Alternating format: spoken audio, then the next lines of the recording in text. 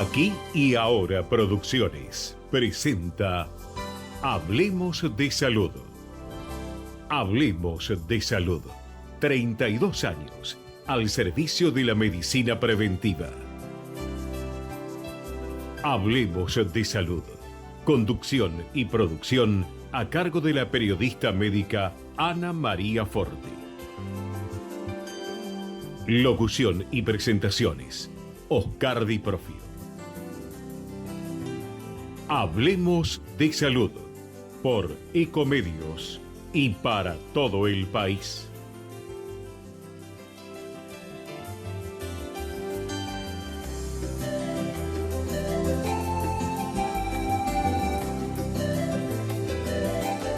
Hola, ¿qué tal? ¿Cómo están ustedes? Soy Ana María y los invito a una nueva emisión de Hablemos de Salud. Quiero comenzar con un saludo para Héctor Góngora, como el poeta español, ¿no? El apellido, Luis el poeta. Que me trajo hasta, el remix que me trajo hasta la radio. Y realmente en este momento es como que se deben poner en esa postura de escuchar a la persona que sube con todas sus preocupaciones o no. Pero yo lo comparo con un psicólogo, porque uno empieza la charla y no conoce a la persona, pero según, ¿no es cierto?, quien nos está conduciendo nos conduce también en la vida y nos cuenta, bueno, esto estoy cansado de escucharlo, con otras palabras. Realmente, como dijo anteriormente el periodista Dabul, que estamos pasando por un momento muy, pero muy difícil, incomparable con cualquier otro momento que nos ha tocado vivir, y que encima, no solo, digamos, en el aspecto económico, sino que está la sociedad convulsionada, el encierro nos hace mal. Esto lo vamos a tener que llevar, calculo, año y medio, con un poco de suerte, y nos tenemos que acostumbrar a una nueva forma de vida. Tratemos de cuidar a los chicos, porque es los que en este momento no se saben expresar si son pequeños y están muy angustiados. Así que entre todos tenemos que sacar a esta querida Argentina adelante. Les comento los profesionales que hoy nos visitan. Estamos con un gran amigo, el doctor Oscar Rizo. Él es neumonólogo del Hospital María Ferrer, jefe del servicio de POC, que es enfermedad pulmonar obstructiva crónica, y el tema enfermedades pulmonares y también, bueno, coronavirus, que es lo que nos tiene tan preocupados, y las secuelas pulmonares. También estamos con otro amigo, el doctor Ernesto Bersuski, traumatólogo especialista en patología de columna vertebral en niños y adolescentes. Es jefe del servicio de patología espinal del Hospital de Pediatría Juan P. Garrahan. El tema los pidieron ustedes, más de una mamá. Los chicos se pasan mucho, y los grandes nos pasamos mucho frente a la computadora, mucho tiempo sentados. ¿Qué pasa con los que ya tienen un problema de columna, una patología espinal? Las complicaciones que puede tener en este grave momento que estamos pasando. También estamos con otro amigo, Marcelo Minotti, presidente de la asociación Niemann-Pick. Él nos va a explicar cómo llegó a armar esta asociación, por qué motivo, y esta enfermedad poco frecuente, cómo se trata, quiénes la tratan, cuáles son de pronto las manifestaciones, los síntomas. Y ya le doy las muy buenas tardes a el doctor Rizo. ¿Cómo estás vos? Muy bien, un gusto realmente escucharte. Bien, bueno, gracias por invitarme como siempre. Al contrario, es un gusto. Hablemos de salud, no sería nada sin ustedes. Bien, contanos acerca de las enfermedades pulmonares. Bueno, un poco lo que me habías consultado anteriormente era qué es lo que pasa con las enfermedades pulmonares crónicas con esta nueva pandemia, con el EPOC. Y la verdad que es bastante diversa la situación, o sea que lo que se ha visto es que hay enfermedades que empeoran el COVID, digamos, cuando los pacientes se infectan con COVID teniendo enfermedades como fibrosis pulmonar o EPOC, la pasan mal y están complicados. Otras enfermedades, por ejemplo, las infecciosas, los pacientes con bronquiectasias, por ejemplo, como este aislamiento ha producido menos infecciones virales en general, los ha ayudado a tener menos exacerbaciones durante todo este año. Con lo cual, muchos pacientes que tienen infecciones crónicas pulmonares tienen bastante menos exacerbaciones que las que tenían anteriormente. Pero claramente los pacientes que sufren de enfermedades crónicas como EPOC, que es la enfermedad pulmonar obstructiva crónica, la fibrosis pulmonar, algunos inmunosuprimidos que tienen compromiso pulmonar, son pacientes que cuando padecen el COVID, diríamos, tienen una evolución que muchas veces es más tórpida, que los lleva a terapia intensiva y que los complica. Quiere decir, Rizo, que aquellas personas que tenían problemas pulmonares, digamos, a repetición o fuertes resfríos, ha disminuido en cuanto a número de personas. Este año, por ejemplo, no hubo circulación del virus de la influenza. Ujú. Cero. Cero. O sea, y adenovirus y virus incisional respiratorio, que son virus típicos invernales, tampoco. En los centros de referencia, que se ¿Y llaman centros neumonías? Sentinel, ¿Y neumonías? bueno, neumonía, si uno considera que el COVID evoluciona en más del 50% de pacientes con neumonías, hubo un montón de neumonías por COVID. Algunas de las neumonías por COVID, diríamos, son mixtas, pero la gran mayoría son, digamos, virales, directamente producidas por el virus, por el SARS-CoV-2. Pero hay algunas que son mixtas y son neumonías virales y bacterianas simultáneamente. Pero bueno, el COVID, el 50% de los pacientes, aún pacientes que aparentan ser relativamente leves, suelen tener complicaciones neumónicas si uno le hace una tomografía computada, que a veces no se ven en las radiografías convencionales, pero sí se ven. Claro, El tema, sí. el coronavirus quizá nos haya dejado, bueno, varias enseñanzas, que si influenza no hay, nosotros guardando la distancia y usando, no digamos tanto tiempo, un mes, barbijo, también la podemos, aparte de que hay vacuna, ¿no? También la podemos esquivar. Sí, totalmente. Bueno, de hecho, por ese tipo de cosas no hay tanto influenza, digamos. Es decir, el COVID, que es una infección parecida en algunos aspectos a la gripe o a la influenza, lo que tiene es que tiene una capacidad de infectar 5 o 6 veces más alta que lo que tiene la gripe común. Con lo cual es mucho más fácil infectarse del SARS-CoV-2 y tener un COVID que tener influenza o gripe. Esa es la realidad. Pero ahora estamos lidiando con un problema que es mucho más serio, que son las complicaciones post-COVID en los pacientes. Aún gente que era previamente sana y que después de tener COVID queda con complicaciones a veces severas una vez pasado el cuadro infeccioso. Ahora bien, con respecto a las personas que tienen EPOC, ¿qué forma deben cuidarse como para no contraer el coronavirus? Bueno, en general es las mismas recomendaciones que uno le hace a la población general. Usar barbijo, aislarse, no hacer reuniones familiares, lavarse las manos con alcohol. Todas las recomendaciones que uno le haría a una persona sana o inclusive a alguien añoso valen para los pacientes con EPOC.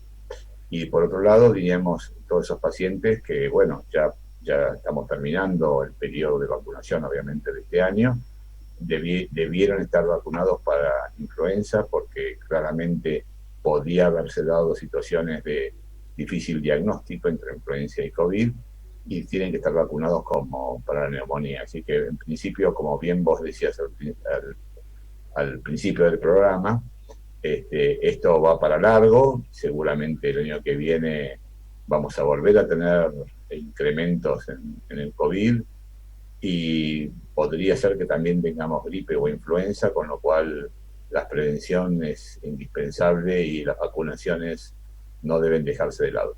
Exactamente, porque de influenza tenemos y no puede ser que año a año exista la influenza. Si todos nos vacunamos, evitamos eso, ¿no es cierto? Ahora bien, ¿qué pasa con el sistema inmunológico? ¿Hay alguna forma de, digamos, fortalecerlo? Bueno, justamente el COVID es una enfermedad que tiene dos fases. Una primera fase que tiene que ver con lo que es la infección viral propiamente dicha, y una segunda fase que tiene que ver con los que, digamos, se denomina tormenta de citoquinas, o diríamos un proceso inflamatorio crónico. Y es ahí donde interviene la inmunidad. Y en algunos pacientes interviene un exceso de inmunidad que produce un daño al cuerpo. Eso puede pasar en algunos casos. Es decir, que no es el virus, por ejemplo, ya puede tender a desaparecer, pero la inmunidad propia de las personas genera un daño aún mayor y pueden llevar a que el paciente termine en un respirador. Ujú. Entonces, lo que nosotros vemos son como dos fases de la enfermedad. Una primera fase que tiene que ver con infección en sí misma y que dura los primeros 7 días, y una segunda fase que se inicia entre el séptimo y el 10.º día, en donde si uno ya le mide a veces la PCR, digamos, te puede dar hasta negativa, pero el paciente empeora en forma muy significativa. Y ese empeoramiento puede ser por el sistema inmunológico hiperactivado que tienen estos pacientes. Ujú. Ahora, tu pregunta tiene una segunda respuesta que tiene que ver con qué pasa con los pacientes que tienen baja inmunidad, y esos pacientes en general sufren más la infección de la primera fase, o sea, los primeros 7 días, porque no tienen mecanismos de evitar que los virus, que el virus del COVID, el SARS-CoV-2, pueda, digamos, limitarse. Entonces crece exponencialmente. Ujú. Las personas que tienen el COVID-19 expresan, bueno, fuertes dolores de los músculos, de cuerpo, y esto es un periodo aproximadamente fuerte de 10 días. Después, ¿qué secuela puede dejar el COVID-19? Bueno, hay múltiples secuelas que se están viendo ahora. El virus puede afectar el pulmón y producir una fibrosis pulmonar, puede producir fenómenos de broncoespasmo en el pulmón también, pueden producir tromboembolismo pulmonar a largo plazo, inclusive semanas y hasta meses después de haber padecido la enfermedad, pero también puede producir problemas cardíacos, infartos de miocardio, trastornos vasculares, puede producir daño neurológico. Estos pacientes a veces tienen trastornos de la memoria, puede decir que es un virus que, a diferencia del virus de la gripe, tiene una expresión en el organismo mucho más extensa y puede dejar daños que estamos viendo ahora en los pacientes que han tenido COVID y que aparecen con todo este tipo de daños, desde problemas cardiológicos a problemas neurológicos a problemas respiratorios crónicos. ¿Por qué se dice que es más peligroso en las personas a partir de los 60 años que en la gente joven?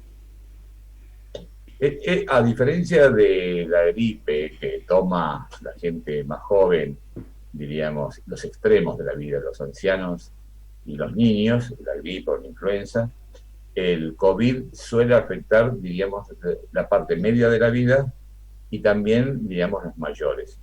Claramente hay una correlación lineal. Cuanto más años uno tiene, más chances de pasarla peor. Y entonces los pacientes, si bien no hay un límite estricto, no es que por debajo de 50 sobreviven todos y por encima de 50 se mueren, pero la realidad es que cuando un paciente tiene 70, 80 años, la posibilidad de morirse, más de 80, por ejemplo, puede ser hasta un 20%, es muy alto. Y un paciente que tiene 40 años, la posibilidad puede estar debajo del 1 o el 2%. Ujú. También tenemos que tener en cuenta que ya una persona a partir vamos a suponer, y entre comillas, de los 60 años, ya el organismo está desgastado, o bien, o empieza a desgastarse, o bien hay una patología de base. Sí, claramente, sí, claro. Es decir, uno va sumando lo que se llaman comorbilidades, es decir, aparición de otras enfermedades. La edad sola no significa nada. Si uno no tiene, es sano, no tiene diabetes, pero ¿qué pasa? Los pacientes por encima de los 60 años tienen mayor frecuencia de hipertensión arterial, tienen mayor frecuencia de diabetes, tienen mayor frecuencia de enfermedades neurológicas, tienen un proceso que se llama senectud, digamos, en el sistema inmunológico, que hace que tenga una respuesta mucho menos intensa a las infecciones en general, incluyendo a este tipo de virus. Con lo cual uno va sumando factores de riesgo y claramente cuanto más suma es una cuestión de ir agregándole, más riesgo tiene de tener una peor evolución. Ujú. Lamentablemente, digamos que la presión arterial a partir de los 60 años es como moneda constante, ¿no?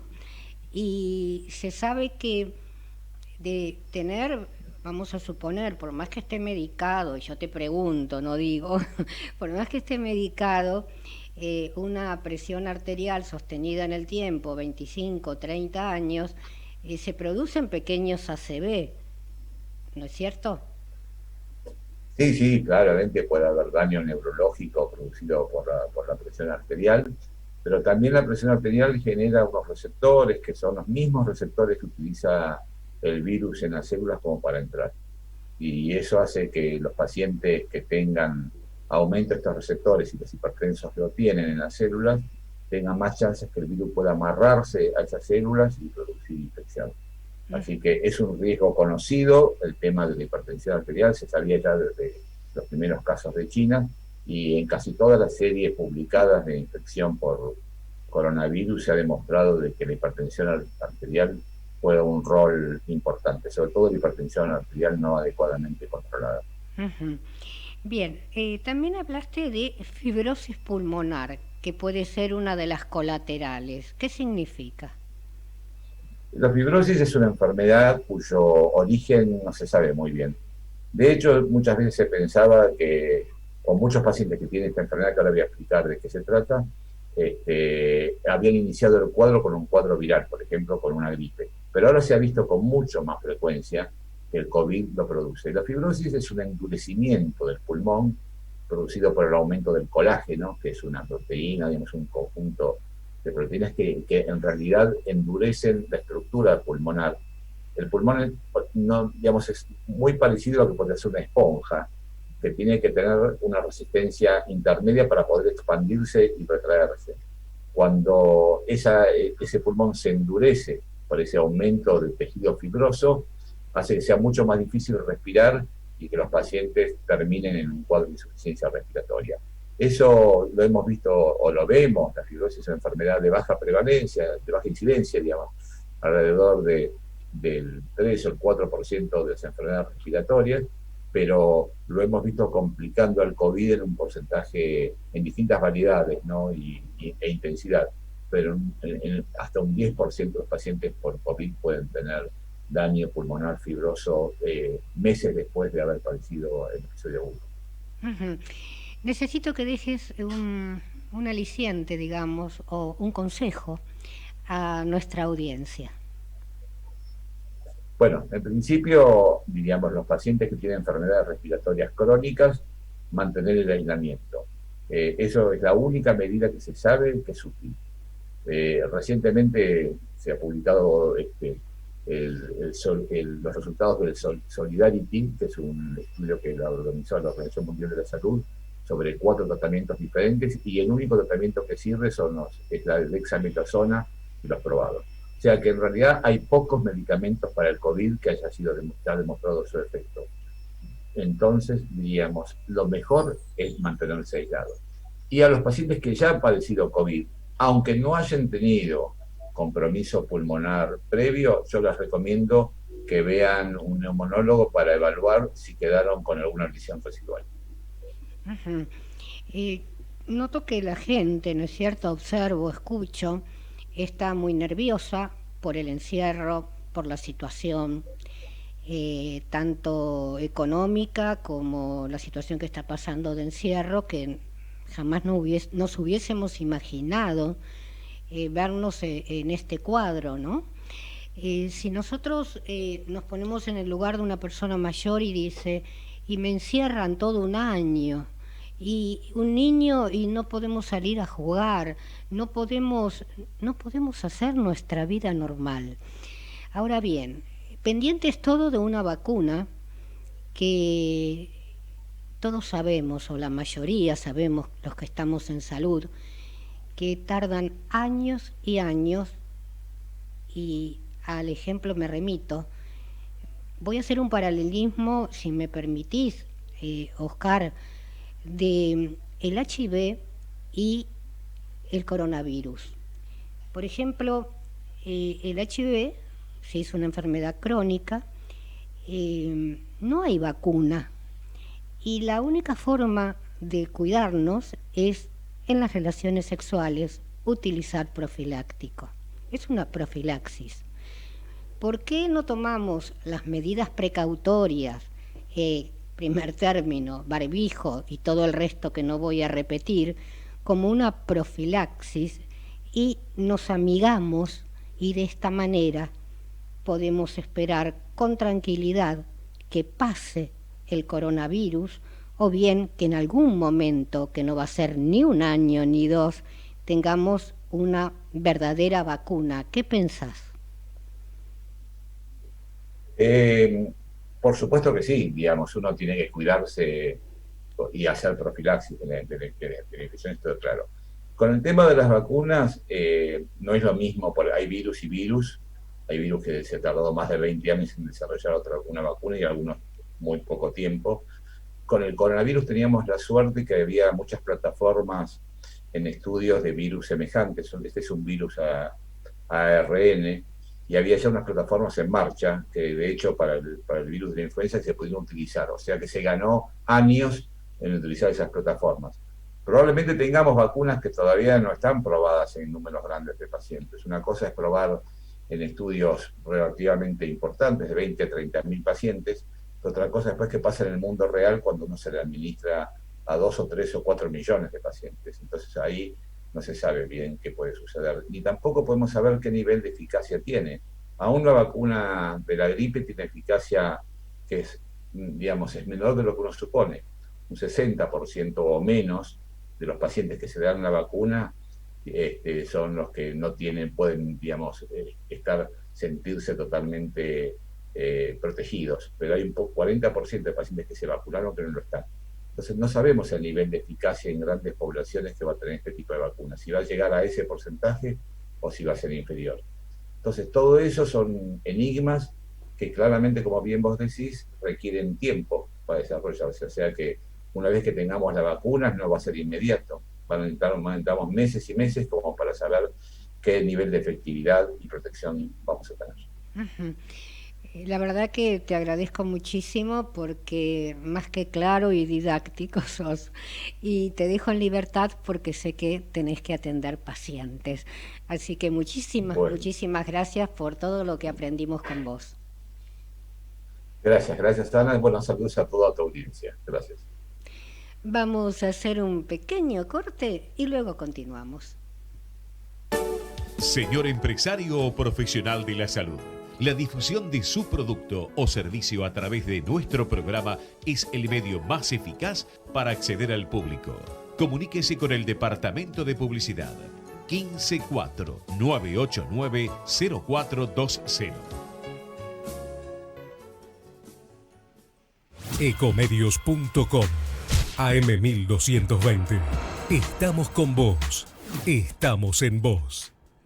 Ecomedios y los números de la suerte con los resultados de las quinielas recién sorteadas. En la ciudad, a la cabeza, 9.463. En la provincia, 5.010. En Córdoba, 1.200. En Santa Fe, 8.725. En Entre Ríos, 6.660. Auspiciados por Bombonería Bombonela, Corrientes 1.479, La Casa del Chocolate. Carnes seleccionadas Benito, Tapalqué y Lisandro de la Torre Mataderos. No cocine más. Pizzería La Posta, San Juan y La Rioja. ¿Acertó? verano, festéjelo con buen vino. Vinoteca Rubí, Santiago del Estero y Hipólito Yrigoyen. Fueron los números de la suerte por Ecomedios AM 1220. Volvemos 18:30 minutos. Consejos de prevención de Acord Salud. Con el fin de cuidarnos entre todos y controlar la expansión de coronavirus COVID-19, Acord Salud te recuerda. Puede afectar a cualquier persona, principalmente a adultos mayores de 60 años y personas con afecciones preexistentes, como hipertensión arterial, diabetes, etc. Consejos de prevención de Acord Salud.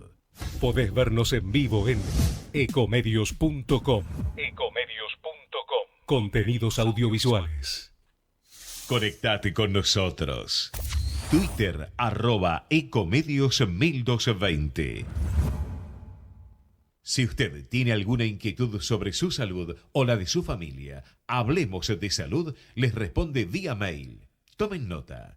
hablemosdesalud@hotmail.com o a través de nuestra página www.hablemosdesalud.com.ar.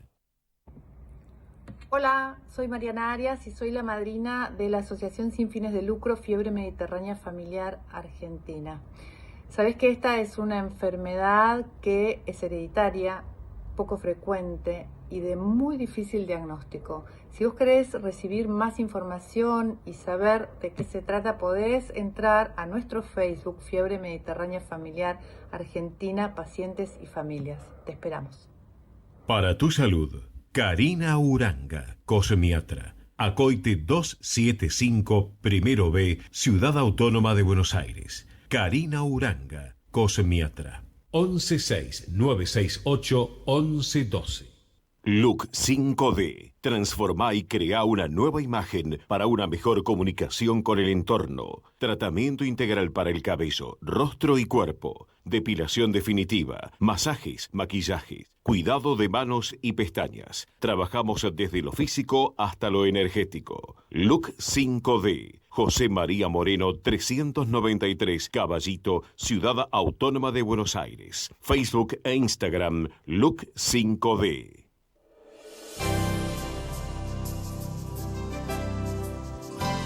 Y continuamos con Hablemos de Salud. Ya estamos con el doctor Ernesto Bersuski. Muy buenas tardes, ¿cómo estás? Hola, ¿qué tal? ¿Cómo estás, Ana? Un gustazo. Buenas tardes a toda la audiencia. Un gustazo como Bien, siempre. Un gran gusto tenerte cerca, no, lejos.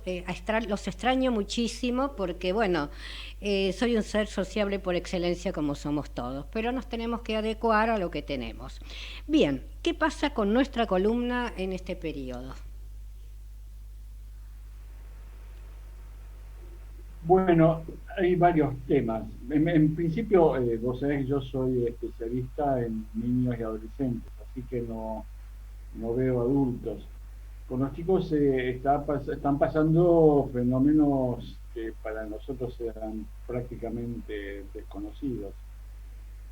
Básicamente la falta de actividad física, normal, o sea, el hecho que estén haciendo educación física vía Zoom no es suficiente, porque el resto del tiempo los chicos hacen un notable despliegue físico que en este momento prácticamente no lo hacen.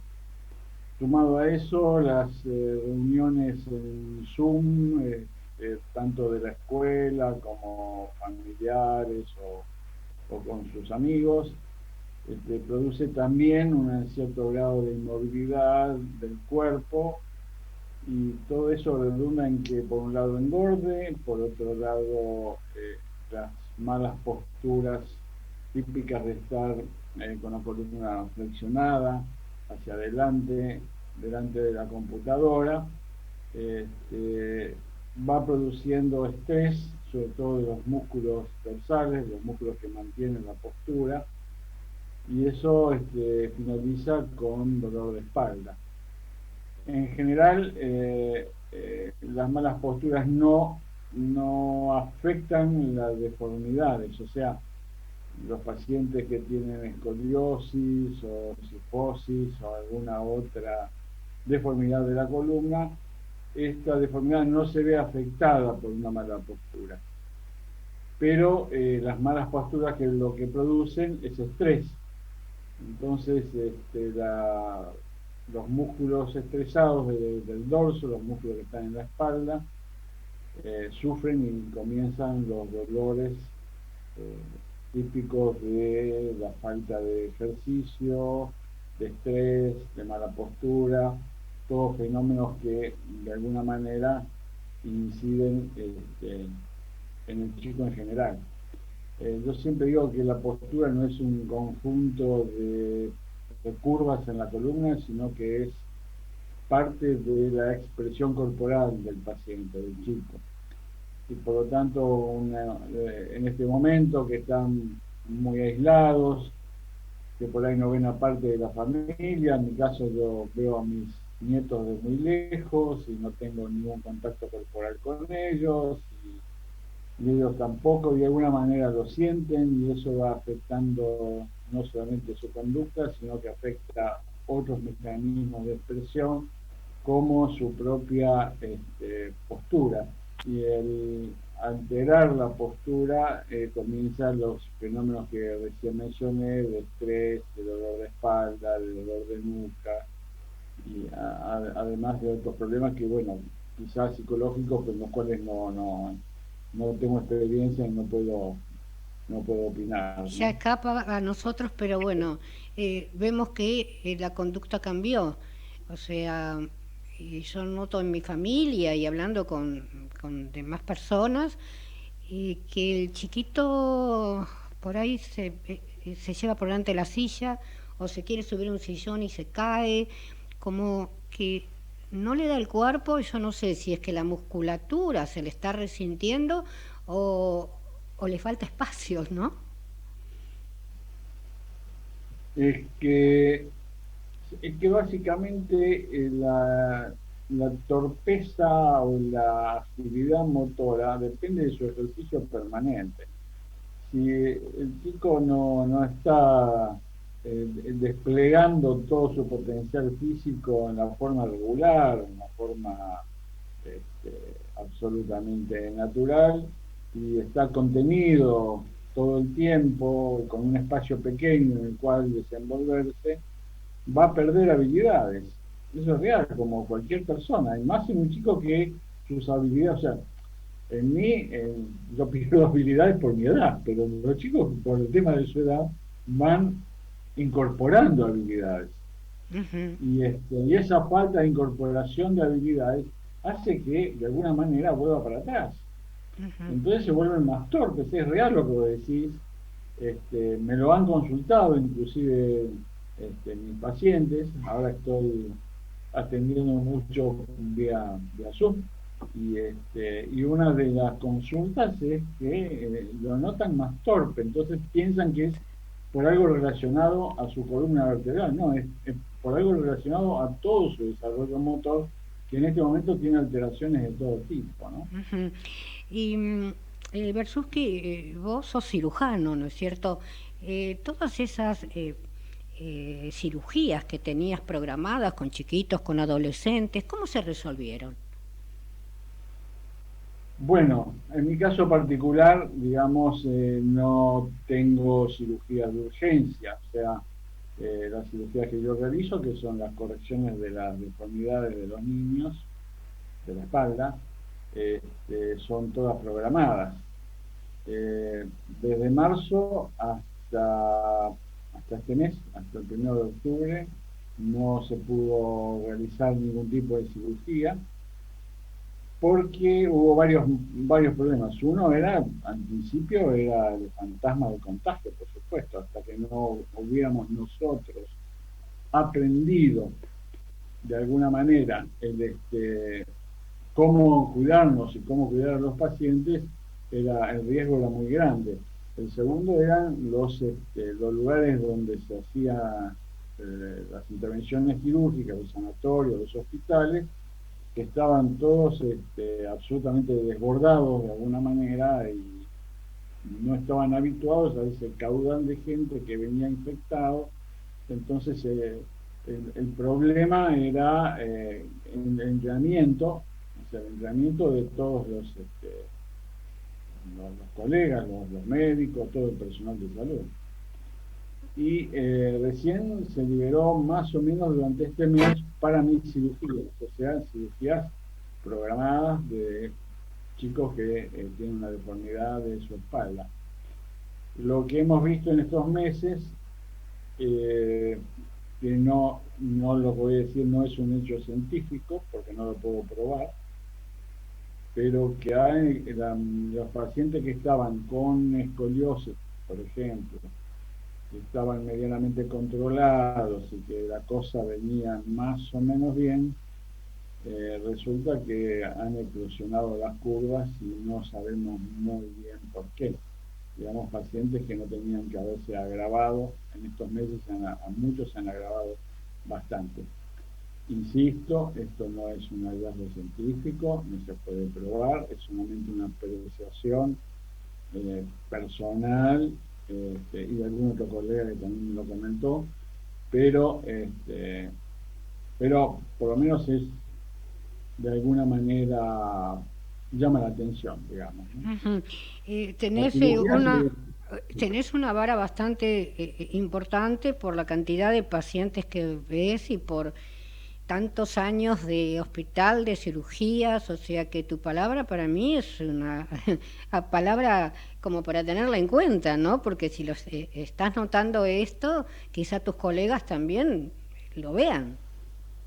Sí, pero es simplemente una observación. De ahí a probar que hay alguna relación causa-efecto con la pandemia, digamos, no cuaja muy bien. Está bien, Pero está bien. Podemos empezar a anotar, ¿no? Y después es como para registro.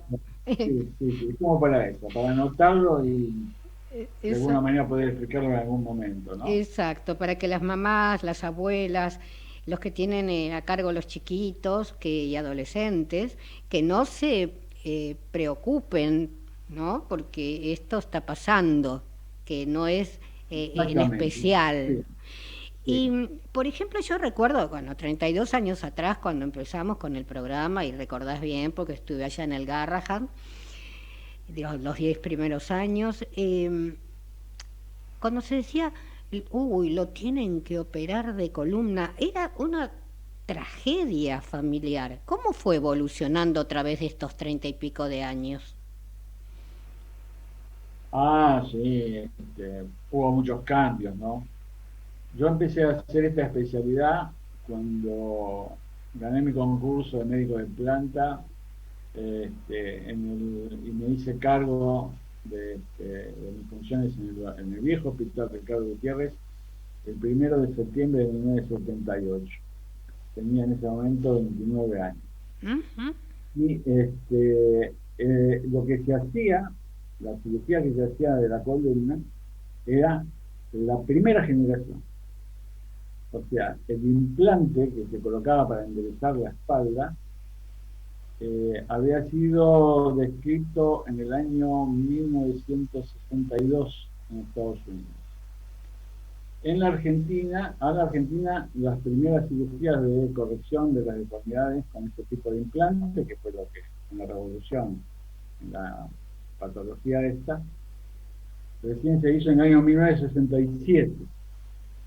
Así que yo entré en el año 1978, recién hacía 10 años que se hacía en la Argentina. Tuve el honor de ver toda la evolución de la columna, no solamente los 30 años, sino los 40. Uh-huh. Y resulta que realmente los cambios han sido sistemáticos.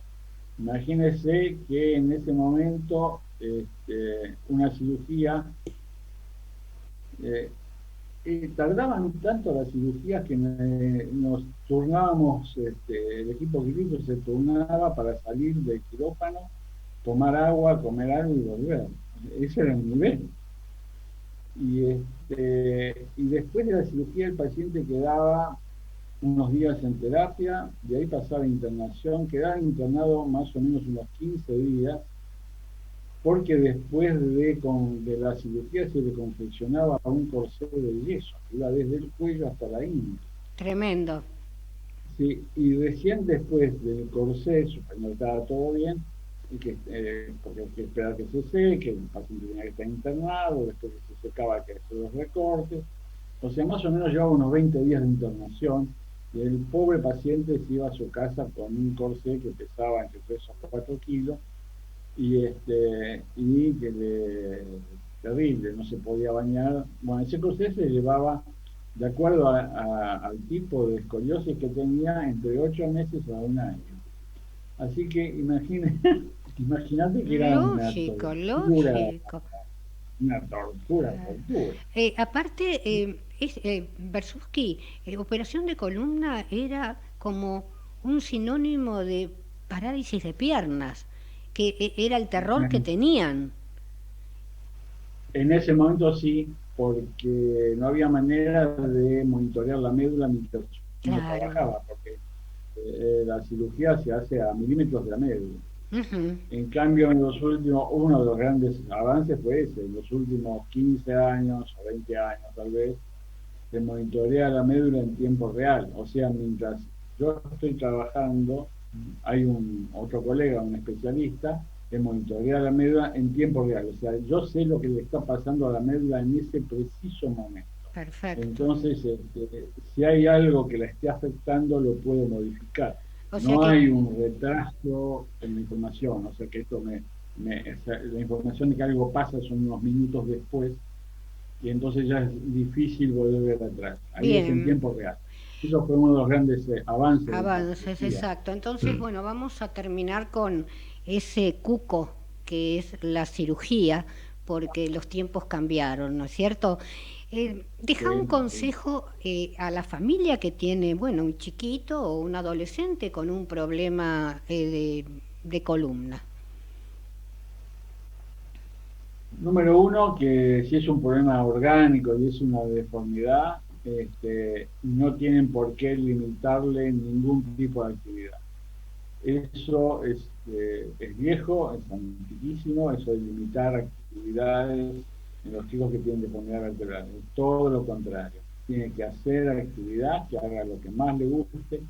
No hay, salvo las alteraciones puramente posturales, el resto de las alteraciones, las realmente deformantes, no tienen relación con la actividad física. Ni para bien ni para mal. No tienen por qué hacer ejercicios especiales, pero tampoco tienen que dejar de hacer un deporte preferido. Se practica tenis, que fue tenis, o sea, los deportes que tienen movimientos asimétricos no están contraindicados bajo ningún concepto, que hagan una vida normal. Yo creo que el principal consejo es porque hay un cierto consenso en que tienen que hacer ejercicios especiales, o hay ejercicios que no pueden hacer, y de alguna manera hacen que la deformidad vertebral sea un tema permanente en una familia. ¿No? Tiene que hacer su vida normal y tratarse como corresponde. Bien. Nada más que eso. Bueno, tu palabra realmente es la más indicada, ¿no es cierto? Porque acerca de la columna vertebral se tejen cosas que realmente no son ciertas, porque, por ejemplo, se le torció la columna porque llevaba la valija con muchas cosas, claro. Después pasaron a la mochila, después a mandarlos a natación. Como vos siempre decís, la natación es muy buena para no ahogarse y la musculatura la trabaja muy bien, pero la columna sigue igual. Me quedaría ahora charlando con vos si lo sabés, pero bueno, tenemos otro invitado más esperándonos por ahí. Te dejo en libertad. Muchísimas gracias por haber estado con nosotros. No, gracias a vos, como siempre, por participar y ser útil así a todos. Bien, gracias. Y ya le doy las muy buenas tardes, que habrán dicho, se olvidaron de mí, a Marcelo Minotti. ¿Qué tal, Marcelo? ¿Cómo estás?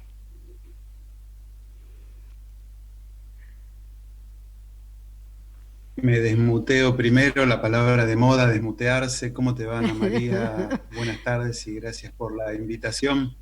Al contrario, un gusto, un gusto. Vos sabés que, bueno, nosotros nos conocemos hace un par de años y hay personas, ¿no? Y me incluyo, que hasta que no te conocía vos, yo no sabía que existía la enfermedad del Niemann-Pick. ¿Nos explicás? ¿Vos por qué llegaste hacer la asociación y por qué te interesó el saber acerca de esta enfermedad? Bueno, básicamente Niemann-Pick es el nombre y apellido de una enfermedad poco frecuente, de una enfermedad rara, que fue la que tuvo mi hija, Estefanía, hace ya 30 años atrás, cuando nadie conocía mucho al respecto, cuando había un solo paciente que se conocía en ese momento. Y bueno, todo esto me llevó a empezar a investigar, a relacionarme internacionalmente y a estudiar y dedicarme pura y exclusivamente a la investigación de esta enfermedad, a fundar la asociación, a realizar una búsqueda intensiva en todo el país, a conectarme con profesionales, a armar redes, a hacer mucho networking con médicos, con laboratoristas, con especialistas en genómica para poder saber cada día más y poder encontrar una solución y una cura, una respuesta a lo que es esta enfermedad. Actualmente se tiene idea, un registro aproximado de cuántas personas en el mundo pueden tener esta enfermedad. Sí, en el mundo estamos hablando de unas 1.500 personas aproximadamente registradas. Acá en Argentina tenemos aproximadamente unas 50 familias con la enfermedad. El tema es que la enfermedad se divide en varios tipos. Niemann-Pick, como te decía, es el nombre y apellido, pero se subdivide en tipos A, B, AB, C, y son diferentes. La A y la B se producen por la deficiencia de una enzima, y la del tipo C se produce por mal funcionamiento del lisosoma, que es una organela celular. Estos lisosomas no saben procesar el colesterol y esto produce serios problemas viscerales y neurológicos. La enfermedad puede producirse, puede presentarse en cualquier momento de la vida, ya sea perinatal, neonatal, juvenil, adolescente, adulto, y dependiendo del momento de la vida en la cual se presenta, van a ser los síntomas. ¿Se saben los factores desencadenantes? Porque hereditaria no es cierto? Sí. Es una enfermedad autosómica recesiva. Ajá. Es decir, ambos padres tienen el gen de la enfermedad. No tiene la culpa uno solo o es producida por algún factor externo, sino que es un gen, el NPC1 y el NPC2 se puede manifestar con cualquiera o con los dos. En general, el 95% de los pacientes tienen el gen NPC1, el 5% restante tienen el NPC2, que se presenta en el cromosoma 14 y en el 11. Bien. ¿Qué tipo de tratamiento tiene? Básicamente hay una molécula y una medicación que es el miglustat, básicamente, y lo que hace es reducir, ralentizar el avance de la enfermedad. No la cura, no tiene curación.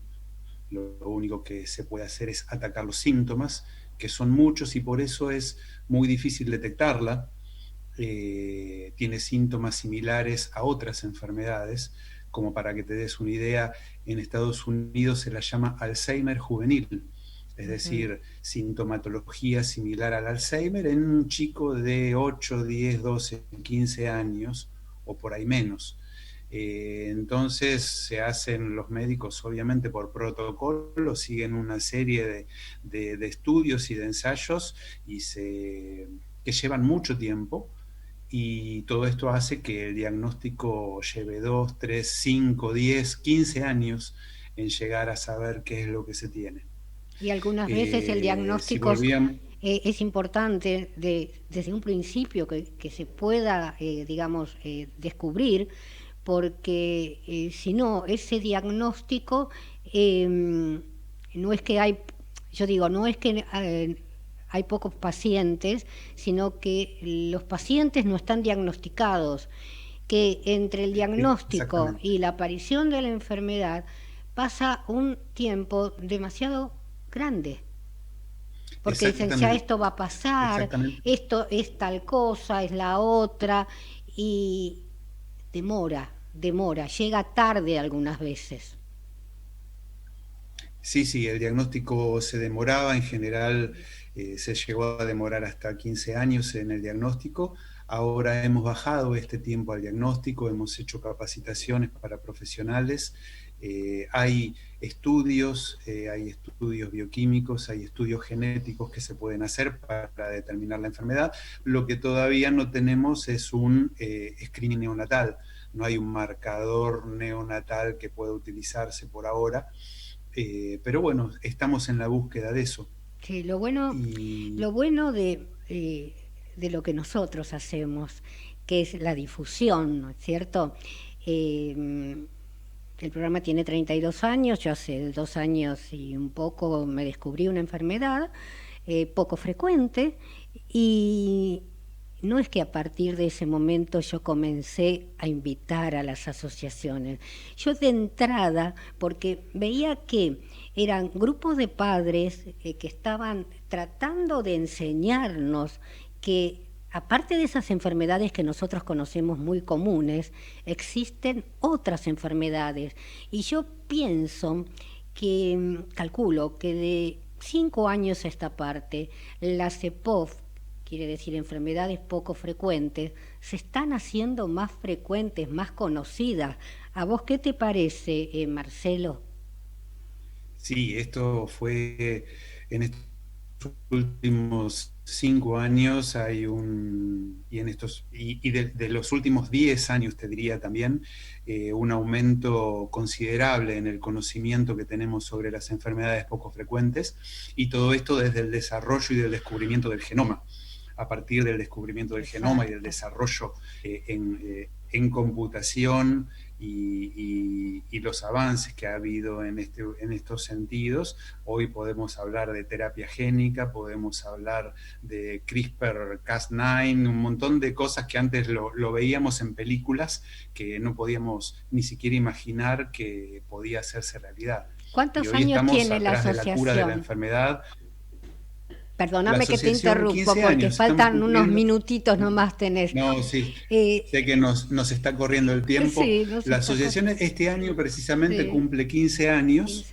15 años cumplimos y estamos en el mes. Ayer fue el Día Internacional de la Enfermedad de Niemann-Pick, y octubre también es el mes de concientización de la enfermedad. Es decir, que en todo el mundo, todas las asociaciones y todas las organizaciones de Niemann-Pick en el mundo estamos aprovechando octubre para difundir muy fuertemente las características y todo lo que podemos hacer y ayudar respecto de esta enfermedad, que es muy, muy dura, ¿no? Muy devastadora para la familia y para la persona.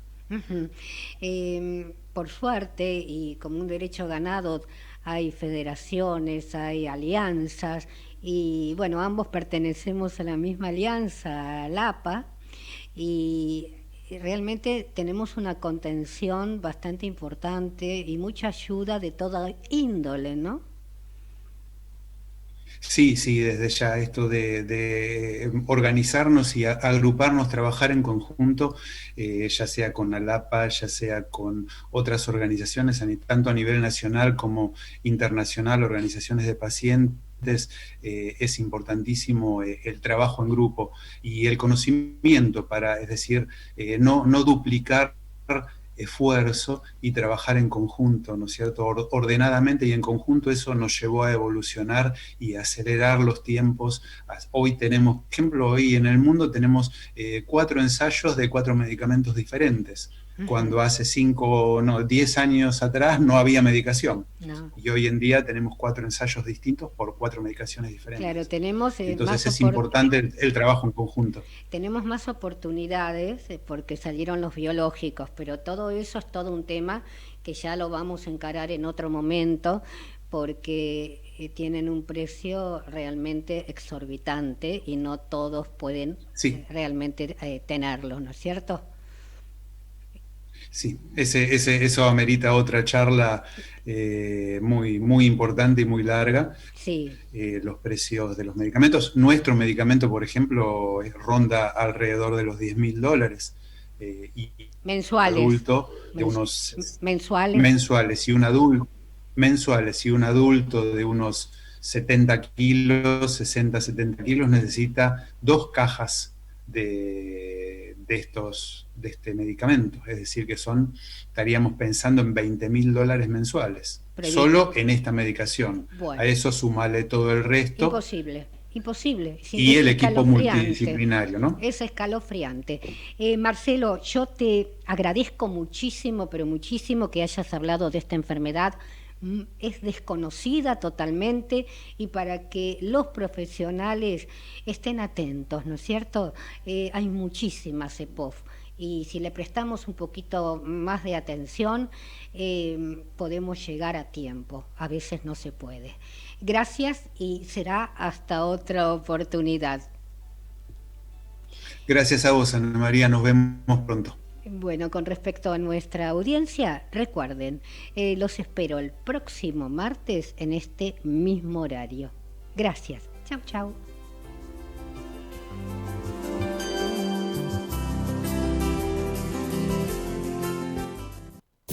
Desde Buenos Aires, transmite LRI 224, AM 1220, Ecomedios.